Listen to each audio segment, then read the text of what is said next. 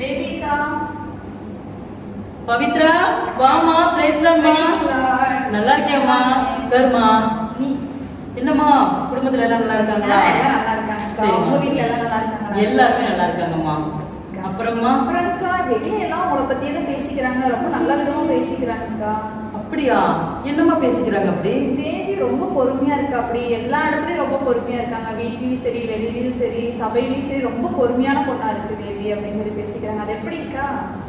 எல்லாம் அவருடைய கிருபைதாம்மா. எனக்குள்ள எதுவுமே இல்லம்மா. அவரோட கிருபைதாம்மா எனக்கு இந்த அளவுக்கு பொறுமையா இருக்க வச்சிருக்கு. அது எப்படிக்கா இவ்வளவு பொறுமையா இருக்கிறீங்க? அது எப்படிக்கா பொறுமையா இருக்க முடியுமா? அது அந்த பொறுமை அப்படியே இருந்து இருந்து பழகி அது அப்படியே எனக்குள்ளே ஊறிடுச்சுமா. அதனால அந்த பொறுமையாவே என்னால் இருக்க முடியுதுமா. ஒரு சின்ன ஒரு வார்த்தை சொன்னா கூட வராதுங்க அக்கா உங்களுக்கு? வராதுமா. அது எப்படிங்கக்கா ஒரு மனுஷனா இருக்காங்க அவங்களுக்கு எப்படினாலும் ஒரு சின்ன ஏதாவது ஒரு டக்குன்னு ஒரு கோவம் வரலாம்க்கா. சரி உங்களுக்கு எப்படிங்கக்கா கோவமே வராம இருக்கு? அது வரதில்லைம்மா.